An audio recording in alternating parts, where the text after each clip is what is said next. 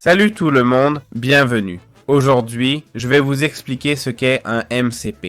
C'est un protocole de contexte de modèle, une norme récente conçue pour connecter les applis d'IA aux outils et données externes de façon bidirectionnelle. Ce guide que j'ai trouvé dans les modèles montre le flux d'un MCP. Jetez-y un œil si vous voulez. Alors, le MCP a été introduit par Anthropic, les créateurs de Claude, ok?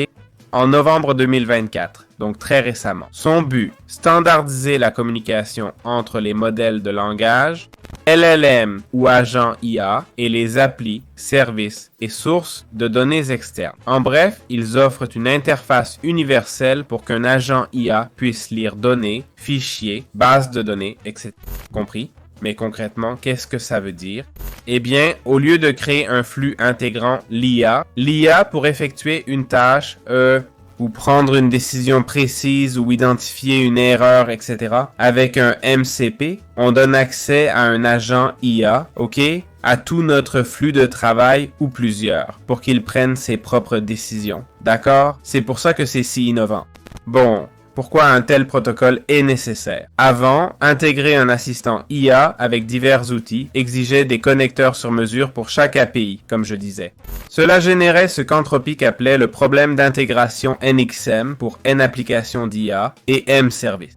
En gros, chaque IA utilisée nécessitait plusieurs services. C'était un écosystème difficile à gérer, un vrai spaghetti de connexion que le MCP résout en offrant un langage commun. C'en est un autre, non? Entre les API, chacune a son propre langage, vous voyez? Et c'est ce dont on parle. Grâce à cette unification du langage, le travail est encore plus optimisé, non? Donc, le MCP est né pour résoudre ce problème en fournissant un langage commun. Avec MCP, un dev peut créer un serveur pour Slack, Gmail, etc. et toute IA compatible peut s'y connecter, que ce soit ChatGPT ou Claude, au lieu d'utiliser des dizaines d'intégrations fragmentées. Bien, expliquons comment fonctionne un MCP, d'accord? Un MCP suit un modèle client-serveur simple mais puissant, avec un serveur MCP et un client MCP comme composants clés. Qu'est-ce qu'un serveur MCP? C'est un programme léger qui expose les capacités d'une application ou d'un service spécifique. Par exemple, un serveur pour email, Slack, Google Agenda, une base de données, etc. Ici, on voit le serveur MCP et comment il se connecte à différents flux de travail. Ce serveur indique à l'agent IA ce qu'il peut faire avec ses outils. Par exemple, les données à lire, les ressources, les actions possibles, les outils et l'utilisation de commandes prédéfinies. En gros, imaginez un serveur MCP comme un traducteur ou un mode d'emploi de l'outil avec lequel l'agent d'IA peut se connecter, contacter ou communiquer, ok? Ensuite, on a le client MCP qui est l'appli ou l'agent d'IA qui doit utiliser ces outils. Ici, un client MCP se connecte à un serveur MCP pour savoir ce qu'il peut faire et lui envoyer des instructions. Par exemple, Claude, Desktop, ChatGPT ou un flux N8N avec un nœud LLM peuvent être des clients MCP, ok? Ici, on aurait un nœud LLM, par exemple. Le client MCP gère la conversation avec le serveur, garde le contexte et traite les requêtes. Chez Anthropic, l'agent d'IA est parfois appelé hôte MCP car il héberge le modèle. Et la plateforme intermédiaire, comme N8N, joue le rôle de client MCP qui relie cet agent au serveur. Mais l'essentiel est que l'agent LLM et le client serveur MCP forment un pont de communication. Grâce au MCP, ce pont est sécurisé et bidirectionnel.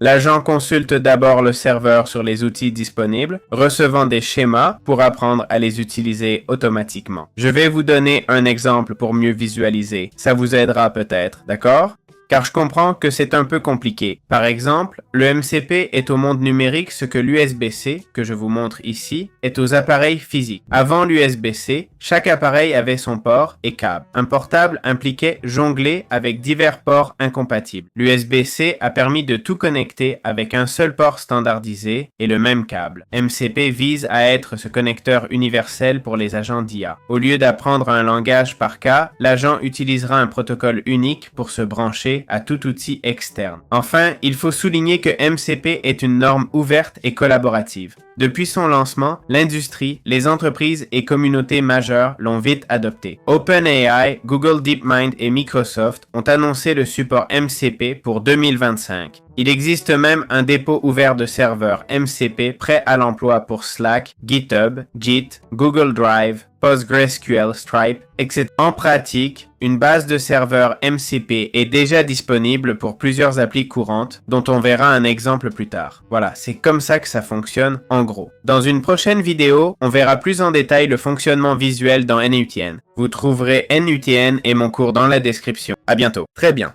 CCM vs API classique. Différences et avantages. On peut se demander en quoi c'est différent d'utiliser l'API habituelle, d'accord?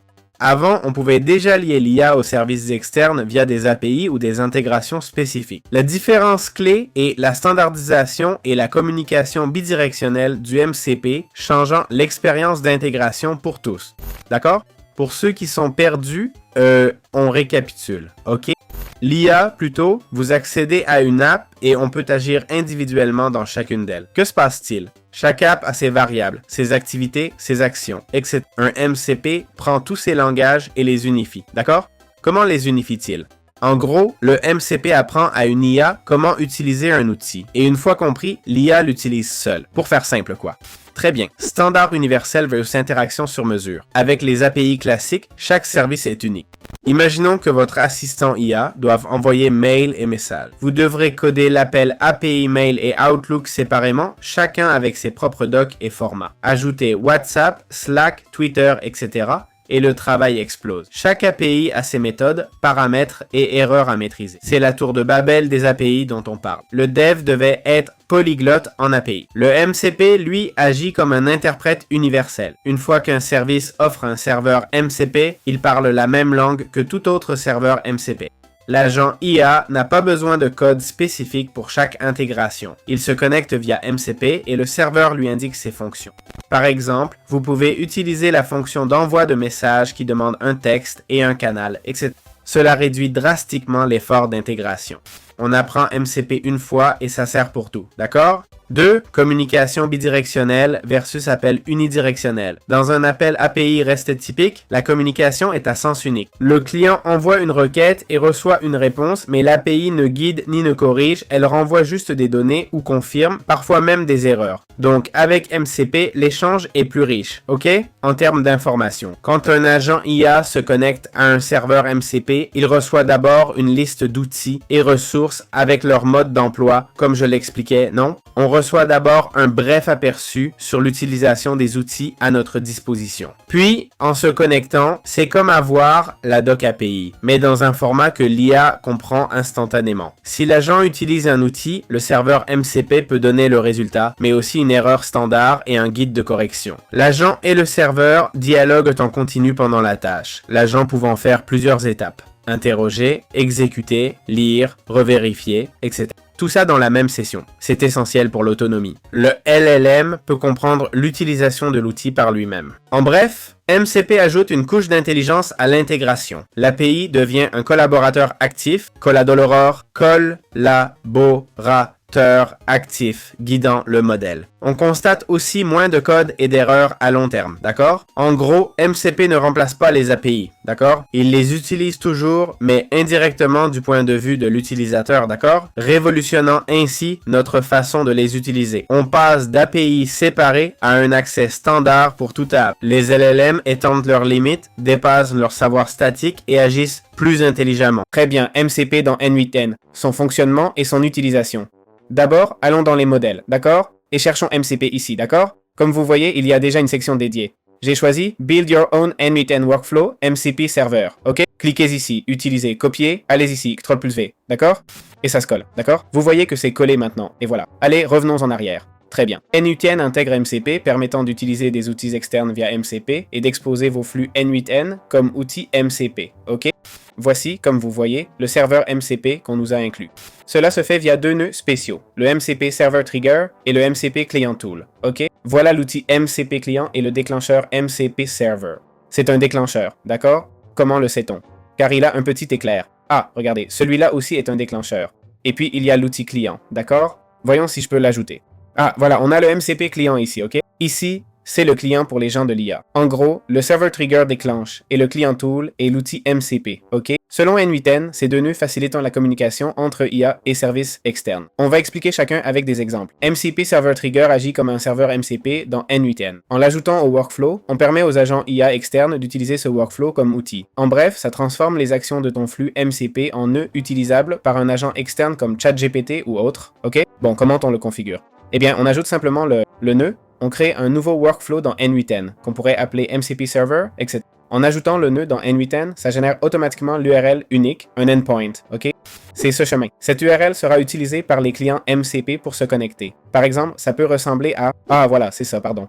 Localhost, MCPtest et tout, ok? Tu peux personnaliser le chemin si tu veux, et même si ce n'est pas obligatoire. Tu peux aussi configurer l'autre en mode None pour les tests ou avec un token bearer, ok? Dès en tête si tu veux que seuls les agents autorisés y accèdent, ok? Ensuite, on connecte les outils ou les nœuds qu'on veut exposer, ok? C'est l'étape clé. On doit connecter le déclencheur MCP Server, les nœuds, qui représentent les actions ou données qu'on veut offrir à l'agent d'IA. Imaginons qu'on veuille exposer l'envoi d'un message Slack et la création d'un événement Google Agenda déjà configuré dans N8N. Dans votre workflow, vous auriez un nœud Slack préconfiguré pour envoyer des messages à un canal spécifique et un nœud Google Agenda pour créer des événements. On les connecte au MCP Trigger, on crée un nœud, connecté et on les lie au MCP à l'agent externe. Ainsi, on peut connecter diverses fonctions personnalisées et autres, ok? Donc ici, on nous montre comment ajouter des workflows via leur ID, d'accord? Le tutoriel nous l'explique ici même, compris? Bien, ensuite on activerait le workflow, ok, et on obtiendrait l'URL SSE.